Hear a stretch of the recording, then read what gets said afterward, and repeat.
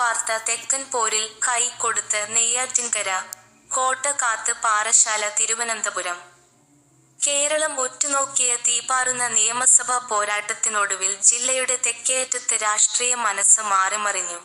സംസ്ഥാന ഭരണത്തിന്റെ ഗതി നിർണയിക്കുന്നതിൽ നിർണായകമായ നെയ്യാറ്റിൻകരയിൽ 10 വർഷത്തെ ഇടവേളയ്ക്ക് ശേഷം UDF വിജയക്കൊടി പാറിച്ചപ്പോൾ പാറശാലയിൽ CK ഹരീന്ദ്രൻ ഹാട്രിക്ക് വിജയവുമായി ചുവപ്പുകോട്ട കാത്തു.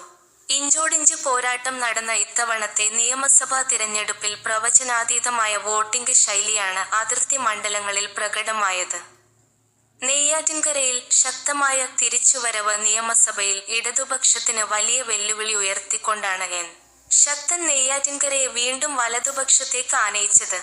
6966 വോട്ടുകളുടെ ഭൂരിപക്ഷത്തിൽ വിജയിച്ച ശക്തൻ മണ്ഡലത്തിൽ കോൺഗ്രസിന്റെ കരുത്ത് തെളിയിച്ചു. ആകെ പോൾ ചെയ്ത 1,39,065 വോട്ടുകളിൽ വ്യക്തമായ ആധിപത്യം പുലർത്താൻ UDFനായി. 2011-ലെ ശെൽവരാജ് ട്വിസ്റ്റിന് ശേഷം മണ്ഡലം കൈവിട്ടുപോയ UDFന് നിയമസഭയിലേക്കുള്ള ഈ തിരിച്ചുവരവ് വലിയ രാഷ്ട്രീയ വിജയമാണ്. 2016 മുതൽ ആൻസലനിലൂടെ CPM നിലനിർത്തിയിരുന്ന മണ്ഡലമാണ് ഇത്തവണ ശക്തൻ തിരിച്ചുപിടിച്ചത്. പാറശാലയിൽ ഹരീന്ദ്രൻ മാജിക് പാറശാലയിൽ 13,879 വോട്ടുകളുടെ ഭൂരിപക്ഷത്തോടെ CK ഹരീന്ദ്രൻ നിയമസഭയിലേക്ക് ഹാട്രിക്ക് തികച്ചു. കുഞ്ഞുകൃഷ്ണൻ നാടാരുടെയും സുന്ദരൻ നാടാരുടെയും കാലത്ത് കോൺഗ്രസിന്റെ ഉരുക്കുകോട്ടയായിരുന്ന പാറശാലയെ കഴിഞ്ഞ ഒരു പതിറ്റാണ്ടിലേറെയായി ചുവപ്പണിയിക്കുന്നതിൽ ഹരീന്ദ്രൻ വിജയിച്ചു. മണ്ഡലത്തിൽ പോൾ ചെയ്ത 1,61,730 വോട്ടുകളിൽ സിംഹഭാഗവും ഇടതു പെട്ടിയിലാക്കാൻ അദ്ദേഹത്തിന് സാധിച്ചു. തീപാറുന്ന നിയമസഭാ പോരാട്ടം കേരളം കണ്ട ഏറ്റവും ശക്തമായ നിയമസഭാ തിരഞ്ഞെടുപ്പുകളിൽ ഒന്നായിരുന്നു ഇത്തവണത്തേത്.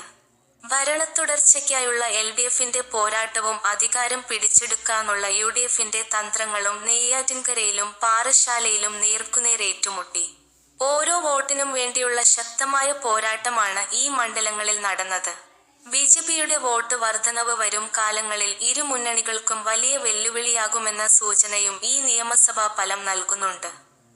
വിജയശോഭയിൽ അവർ ശക്തൻ UDF 10 വർഷത്തിന് ശേഷം മണ്ഡലം തിരിച്ചുപിടിച്ചു. ഭൂരിപക്ഷം 6966. CK ഹരീന്ദ്രൻ LDF പാറശാലയിൽ അപ്രമാദിത്വം തുടർന്നു. ഹാട്രിക്ക് വിജയം. ഭൂരിപക്ഷം 13,879.